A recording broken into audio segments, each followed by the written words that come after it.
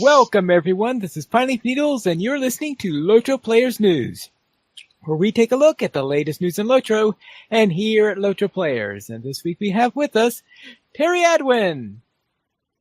Hi. Maven. Hey y'all. And Sanswinda. Hello. And hello everyone. And it is time for our news for this week. And we'll begin with a post by Made of Lions where he was posting the text from the Articles and Implements. If anyone remember these quests? Sort of vaguely. Sort of vaguely. These are the quests that you do in the level 45 to 50 times frame. Right. This is the actual quest text that you used to have. Actually, this wasn't the quest text. This was actually the notes that you received into your backpack, and you're able to read them. And they gave you a full definition of what you needed to get. Yeah, no, I don't remember them at all. Must have been before free to play. I don't remember when they got removed, because I do... I can't remember when they were removed. I guess around free to play is maybe when they disappeared or whatever, but they used to be part of it. Then they changed how the quest operated a little bit and those things were removed. And I remember the last couple of times I had been doing those quests, I've been saying, well, where's where's the clicky to read where the stuff is? Because that was very useful information. Actually, I do remember getting those notes the first time I did it on Terry. Because it told you where to go. Right. And now the actual quest text tells you where to go.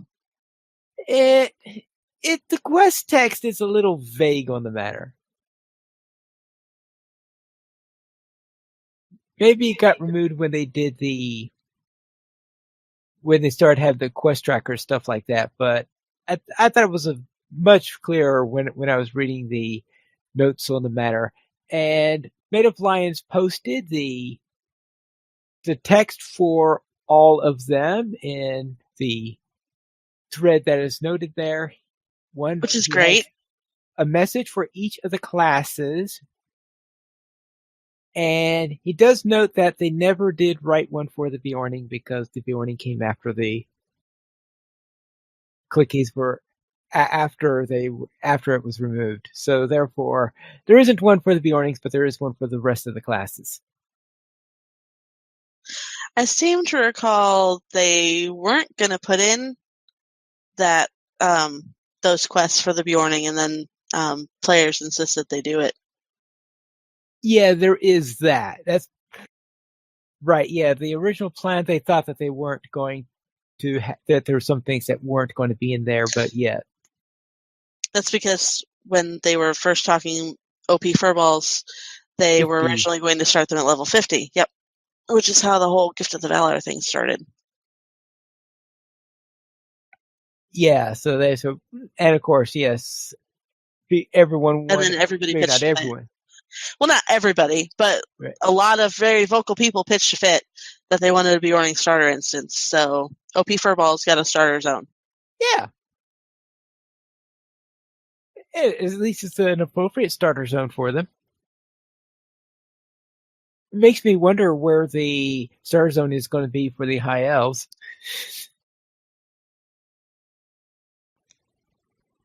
It could be no clue. No clue. Yes. I'm still. It'll start at the Kinslaying. I know that's. I figure they're gonna be at they'll start at Kierdan's tower, like the Bjorning started. And Bjorn's. And then you get ported to Kalandim for some unknown reason. Right, for some unknown reason. Yeah. Right. Oh, of course, I don't think it can be at the Kinslaying because I think that's only in this Silmarillion. Yeah, I think I don't think it's mentioned in the appendix, is it, of Lord of the Rings? I don't think so. I don't think enough in words for them to feel right about doing it. But Kierdan is mentioned, even if he is beardless. Hello, Seventh Standing Stone Games. Couldn't believe it. I actually zoomed in on him when I was in that instance, and I'm like, no, he doesn't have any facial hair.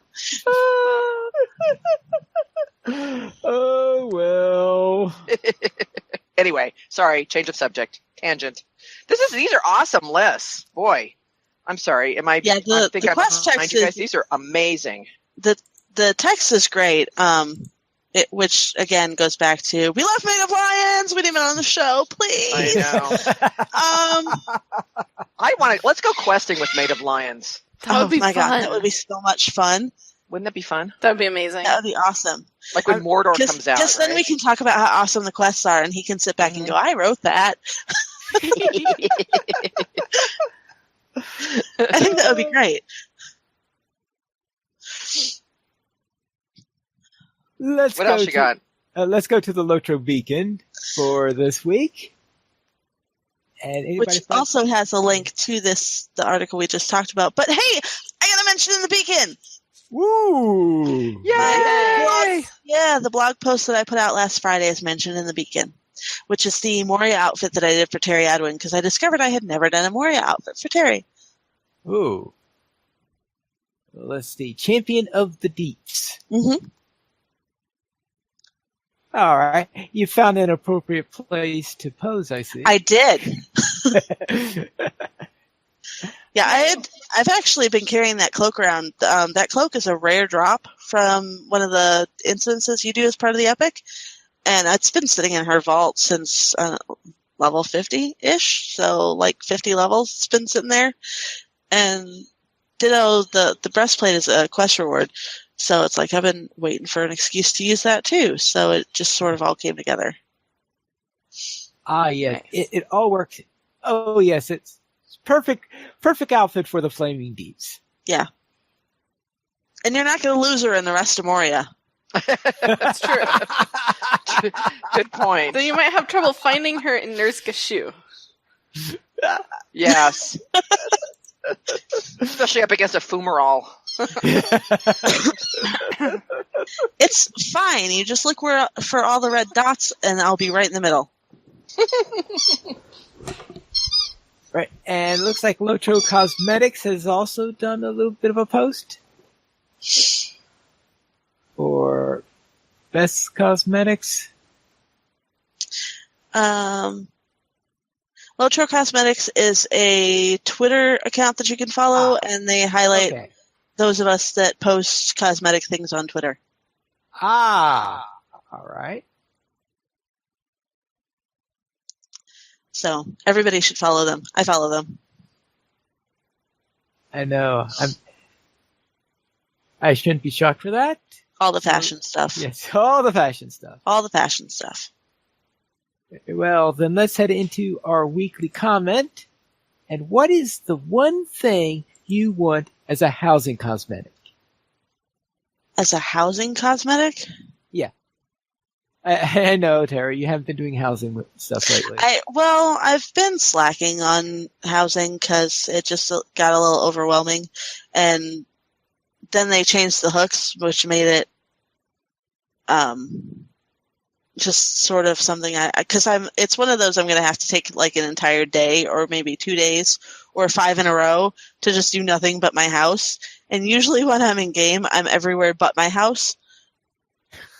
What I really need is I need somebody that I can hire to come decorate my house for me. Like, here's all the stuff. Just put it where it looks good. Yeah, I did that once on Landraville, I believe. And I have a feeling that we've done a pretty good job there. I think a much better job could have been done, of course, if we had our current system up back when that was done. So there's a lot more flexibility now. But all right, and Maven, do you have anything that you would like to have as a housing cosmetic? As a what cosmetic? Housing cosmetic. I can't think of anything. I want a giant Oliphaunt. Oh yeah, well I thought of something for outside and I can't remember what it is now. Shoot. Here's a good one from the forums. The turtle habitat from the house in Bree. So the turtle that would be awesome. Ooh. That would be awesome. Like that big table. That'd or really like cool. Isn't there? There's like a terrarium kind of thing. Yeah, there's a walk into his house, and there. Yeah. I love that idea. Somebody else says the ability to place my cosmetic pets into various hooks around my home. That would also be awesome. My house would be overrun with foxes. Yes. I could get a little Oliphaunt that way, but I want a giant one. Great big yard item that's an Oliphaunt. Yeah. That would have like to a be a huge enormous yard item. yard. It could be a statue of one, like size. You're not picky, right? No, I would love one that's actually alive and making noise. Wouldn't that be That would be awesome? even more awesome, yeah.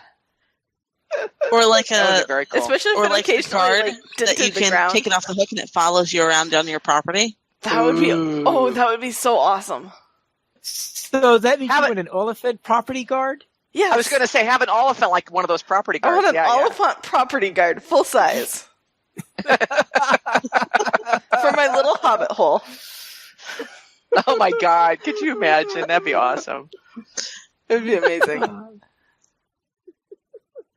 Oh, Oliphant property guard. Oh boy, that would be wonderful. And let's see. Ending looking into a Palantir. Oh yeah, that was part of this epic storyline. Oh, yeah. And dang. Right. And Vicky over at Facebook sent us a screenshot a couple of days ago. We think it's a beautiful shot to kick the warmer weather around us, and it's a nice festive one. But it's Beautiful. a blooming tree, yes. Although I noticed that the steed is one of the Yule steeds. Yes, I noticed that with a Oh, is it? snowflake on it. It's a With little out snowflakes- of place. Yeah, there's That's a snowflakes little on the strange. horse barding, but it works otherwise. Yeah. Winter I think Well, turning I don't know. color. They've got the kind of weather I've got. You know, you can still get snow in May. You never know. It's That's true. right. Then let's head over to the store sales. Terry, what's on sale this week? So this week's free sample is a Terebintha bush ×1 with the coupon code Happy Tree. Speaking of Speaking of housing cosmetics. Yeah. Also, 20% off some stat tomes, regeneration food, run speed boosts, and attack damage boosts. I don't buy any of that stuff, but the stat tomes can be useful if you don't like grinding deeds. Right. Oh, I know it would be a nice housing cosmetic for me. How about a rack of javelins? There you go. Yeah, There That'd be you pretty cool. go. perfect for Weapons your ward. rack in general. Yes, Yeah. weapons rack in general. Have one that's suitable for each class, maybe. Or Yeah. one that you can personalize how you want it. So, like, you could have one that was, like, all frying pans if you really wanted. At Well, that for all the point, frying pans, it might as well at that be a... point, yeah, it's really a weapons rack at that point. Sure it is. But as somebody who runs a burglar who has an outfit with dual wielding cosmetic frying pans, yeah, kinda. Frying pans, fish, rolling pin and lantern, whatever happens to be handy. It'd be fun if you could mix them up like that. Right. You have, like, a javelin, a fish, a frying pan, A giant bow, flower. A giant flower. Obviously, Standing Stones is going to have to hire us because we're such experts at this, right? I mean, Yes. we have, Coming Right. up with ideas that would probably be hard to implement. Sure. Yeah, we right, can do right. that. Food is ready. Yes. Let's go into our site news, and we'll begin with the community events for May 12th through the 18th. And as usual, a lot of the stuff is for the weekend, so I suggest reading our community events prior to the weekend as soon as it comes out if you're wanting to do something there, because most of the stuff will probably be applicable to that. Yes, and these posts do go up on Fridays, so Now, we also have a post from Andang where he asked the question, how would you revamp PvMP? I'm actually not going to talk about this, but I would like to point out that people who want to join the discussion should actually go to where the video is posted on YouTube and comment there, because that's where he's having the discussion, or that's where he's invited the discussion. There are a couple of comments on the page of where this article is posted on LOTRO Players, but the actual discussion is supposed to take place on YouTube. So if you actually want a response from Andang, I would post on YouTube. Right. And yes, there is a link to the YouTube video on Andang's article, so that would be a good, appropriate place to respond to them. Would be through YouTube itself. And we also have another entry to the family line, part 134, Old Enemies.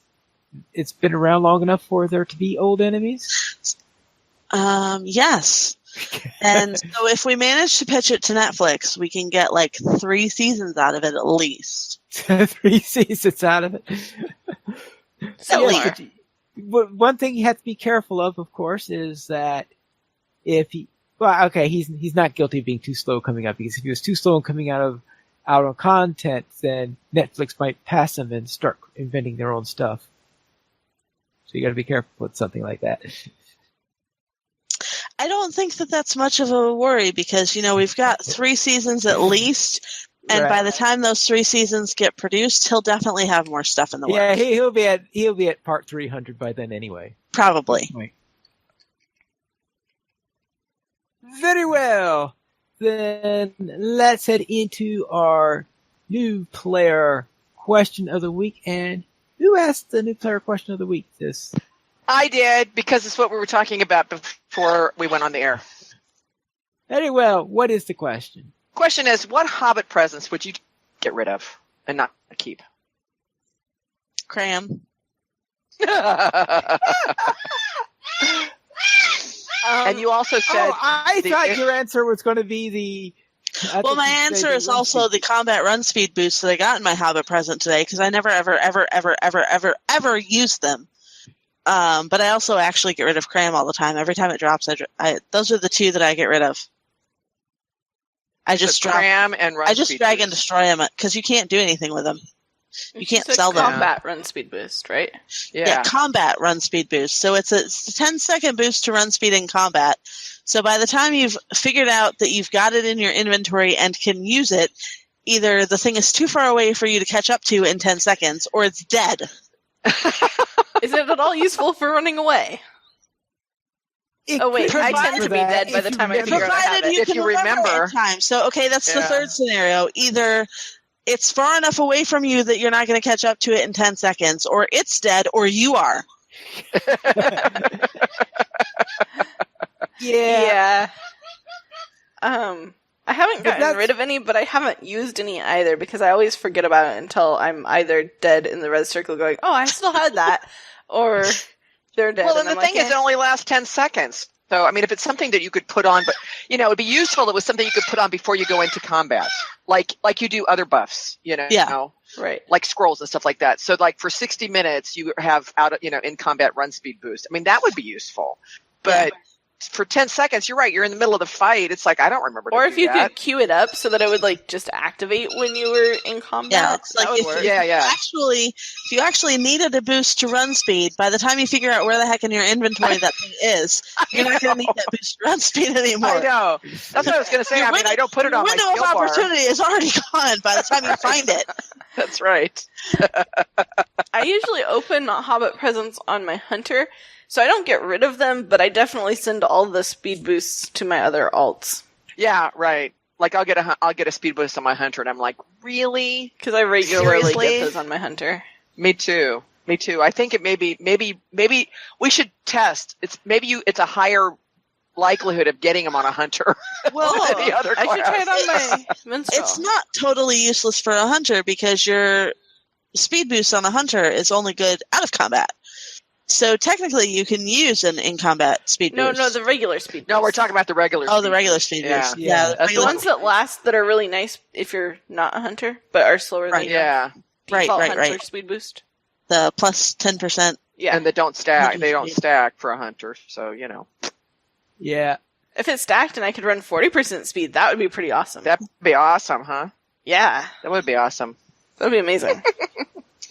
Yeah. My warding could run even you guys faster. can think of? Yeah, right. Well, it's kind of like getting a mount speed boost after you've gotten a war steed. Yeah. No, it's not. Actually, I have a habit of still using my regular steed even after I get a war steed, so. So do I. Yeah, especially if I'm going into cluttered areas and stuff like that. Yeah. So therefore, yes, I do find. Yeah, but if you're going into a cluttered area, you still don't want to be moving at extra speed. Oh, but I can go at extra speed without any trouble on a regular mount. It's only that the war speed is the war steed that I have trouble navigating sometimes in cluttered areas. But a regular steed, I can easily control that in a cluttered area. Horse pants. I don't know. If I'm in a cluttered spot, I've got so much lag that an extra 20% boost isn't going to help. Oh, yeah, but there is that little tricky thing. And here's one that getting it once is good. Getting it twice might be fine for a backup. Getting it 10 times is a real annoyance and starting to throw them away. And that's the universal toolkit. Oh my god! Universal toolkit on somebody who doesn't do crafting, or all your alts have it already. Yeah. Oh my god! Progressed past it, and like if you've got higher level alts and you don't are using other, you're using other stuff. Higher level crafting ones, yeah. I mean, if I could sell it, or even give it to somebody else, not on my account, that would be nice. But yeah, it's pretty useless. Right. The first one though is unless you happen to have one of those high end, super duper ones. Yeah, that's true. But yeah, after a while, you start going click, click, click. Of course, one of the nice things about the Universal Toolkit is that it stays bound to account even if you use it on a character. So if you've got one, you can kind of keep it in shared storage, and then your alts can take it out as needed. That's true. Yeah, and I do that. When Lord knows I have enough of them, start a new alt. Oh, first thing, Universal Toolkit, come here. And that's actually on some servers why I have extra alts. Oh, I got a Universal Toolkit. I should make another alt to not do crap.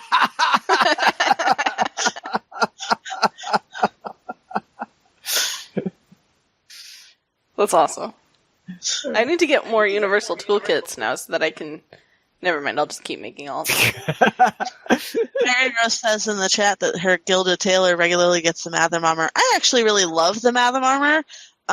It takes up all kinds of space in my shared storage, but it's a real quick way to gear up alts that you just don't have time, because especially the lower level alts, they tend to level so fast that crafting for them, by the time you spend all that time crafting armor, you could have leveled past it. So I'll just grab a set of Matham gear out of the vault and put that on and go until it's like 10 levels later, and then I'll get more Matham armor.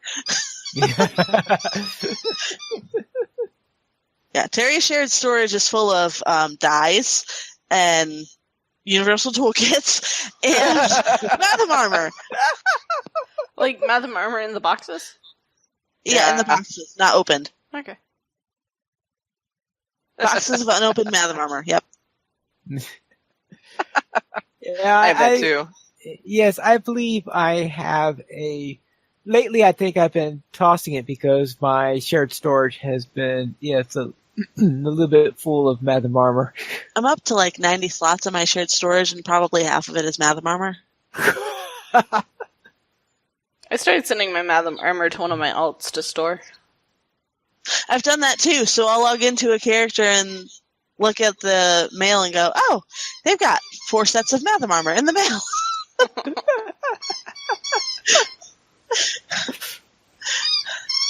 Let's head into our week in LOTRO. And Terry Adwin, what were you up to? Well, I finished out the skirmishes list for year 4 by running them in a tier 3 with Sanswinda, which we skirmished not responsibly at all. Not responsibly at all? Not responsibly. We ran them on tier 3. Well, that can be responsible. We didn't die in any of the duos. We didn't die in any of the duos. I took on a Blood Rook that still had his buddies up. Okay, that might be a little irresponsible, but it didn't really hurt me all that much either. I want to let you know. I was punching his beacon, and Sans was picking off the buddies one by one, but I was just killing the Blood Rook. Okay. Like, you know what? Pineleaf says this guy dies last. I'm killing him first. I'm pretty sure he died before I finished picking off buddies. I'm pretty sure he did, because there were a couple left standing.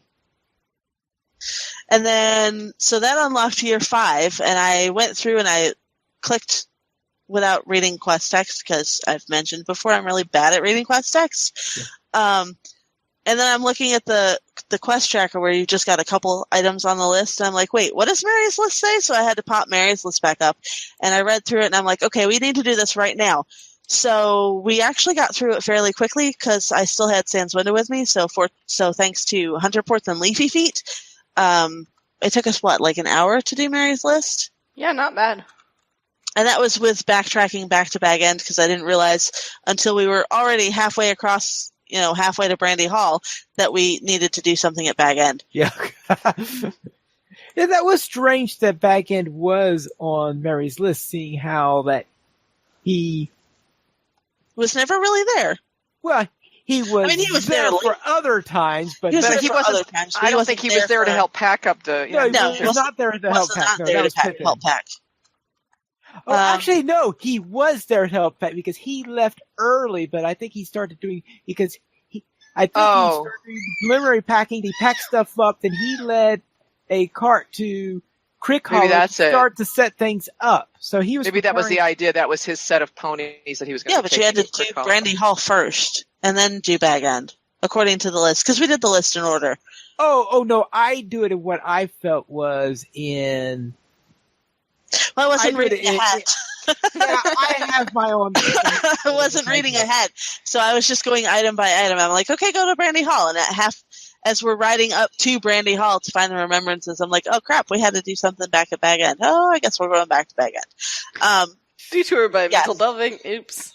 Yeah, we did them actually in order, and had a lot of fun. So the reason why you don't have your fire at the party tree? She does have her fire at the party tree, but for whatever reason, it was really late, and she was letting me decide where we were going. So I was just tell me where to go. Party tree, and I said Mickle Delving because I forgot.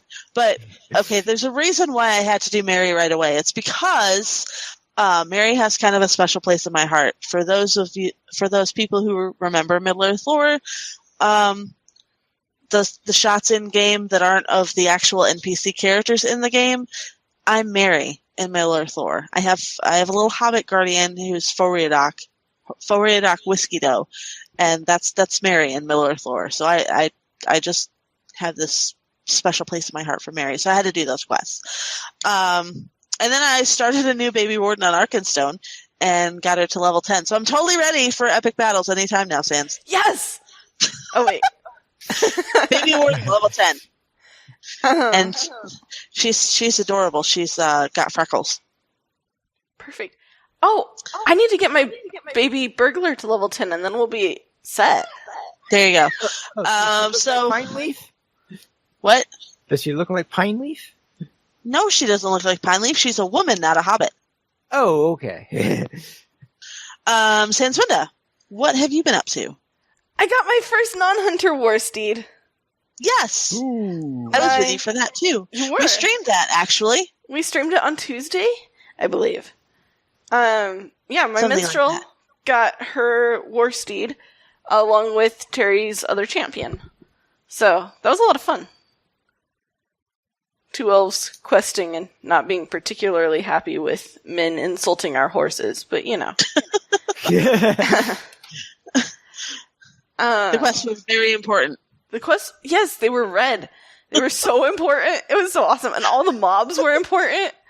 And I actually ran into Yellowline, which, I thought I was going to need to switch over to Redline again, but I had respec to have yellow and blue instead of red and blue.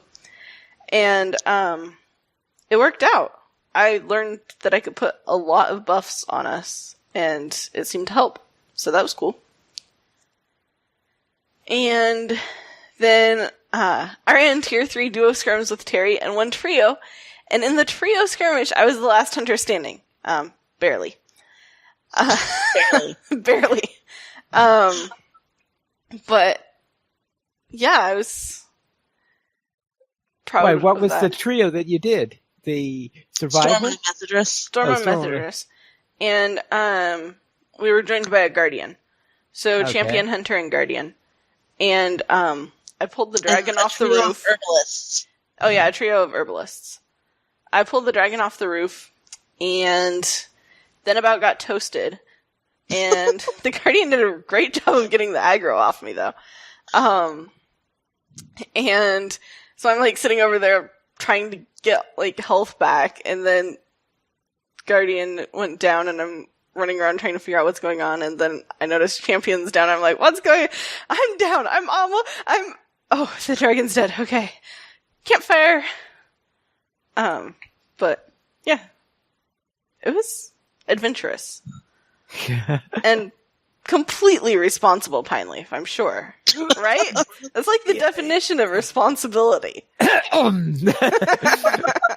Okay, it wasn't. But I did learn a few things about different things to expect in a tier 3 small fellowship skirmish. And I got to see the Entwood for the first time in doing the Mary stuff with Terry. And she was very kind, and she showed me around a little bit, too, on our way to Welling Hall. But it was amazing. It looked perfect for what I pictured. And it was so peaceful. I'm sure some of that had to do with the fact I was 105. But it was just a beautiful night's ride. That was definitely a highlight. Maven, how was your week? Well, first, let me take this toy away from Moochie. Okay. So in Girls of Middle-earth, I got to watch Erendis die over and over and over and over and over as we tried to take her to the high-level areas.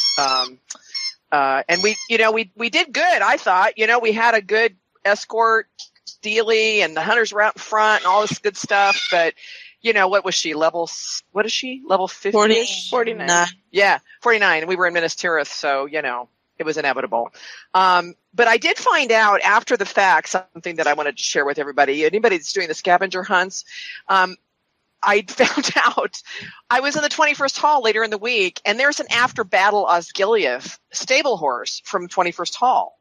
Now, that doesn't negate anything that we did. I mean, that wouldn't have helped what we did with Erendis, but what we were doing was using the Belfalis housing to get to Minas Tirith, and then using the stable master in Minas Tirith to get to after battle Osgiliath. And the thing is, if you're like level 50-ish or so, you're in 21st Hall. So you don't have to go through all of those gyrations to get yourself to after battle Osgiliath, and there's a lot you can do there, and it's pretty safe.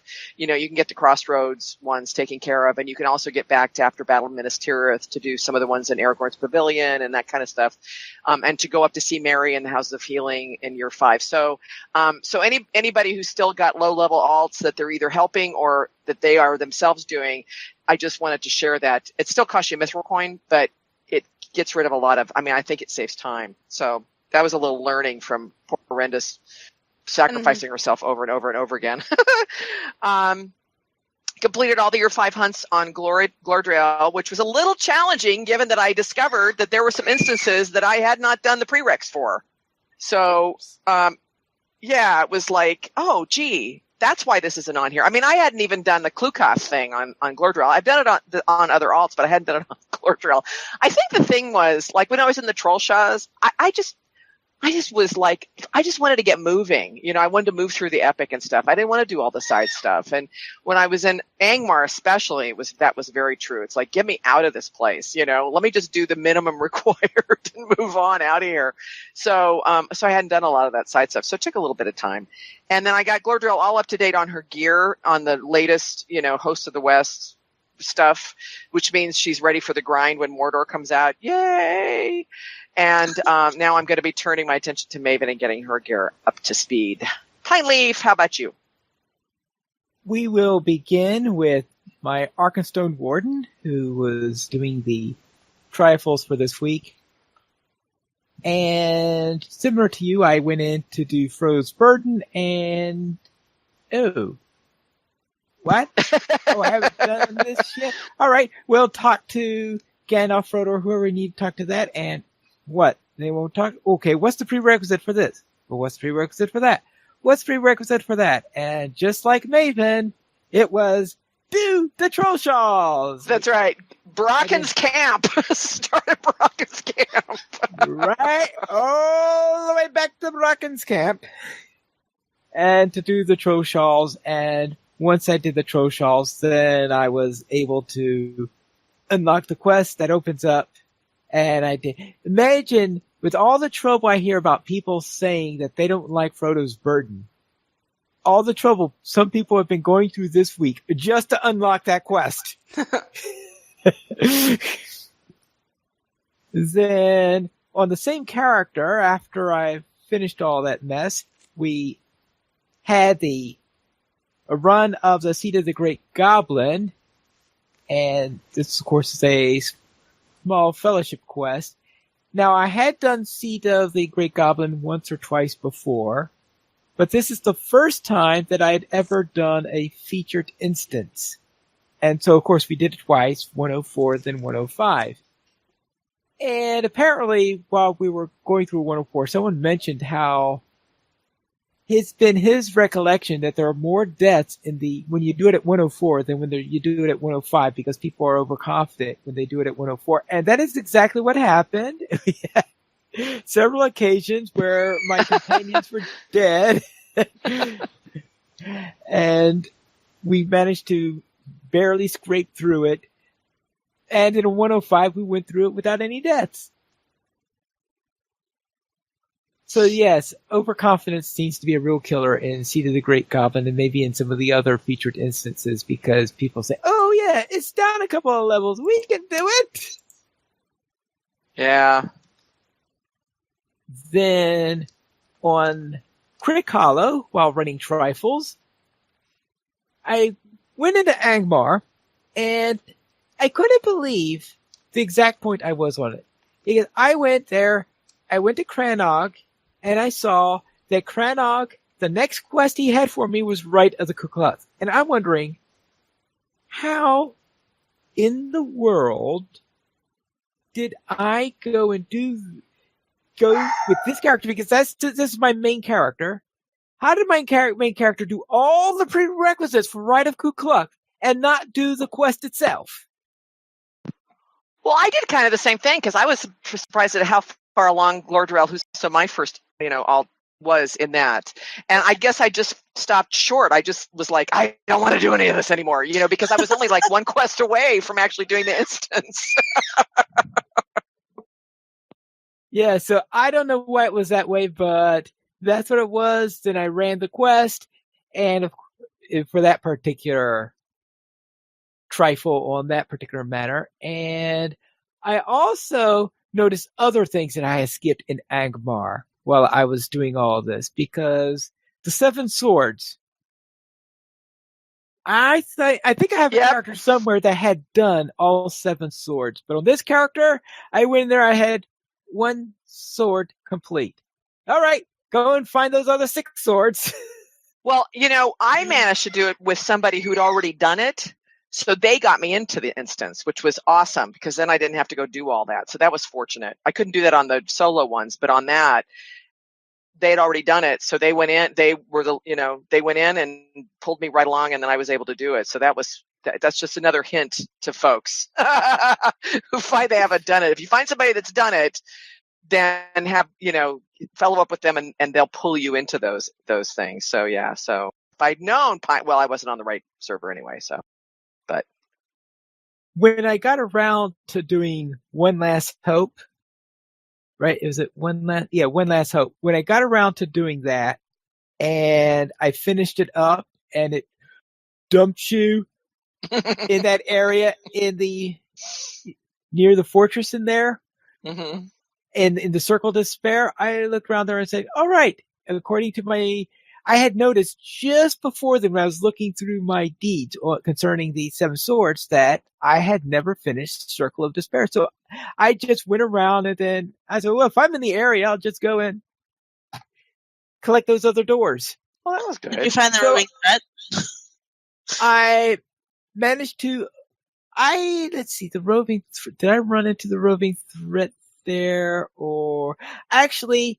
I didn't see the roving threat, but I did see run into the rare elite, but of course the rare elite's only level 50, so it's certainly not as big of a problem as the roving threat is.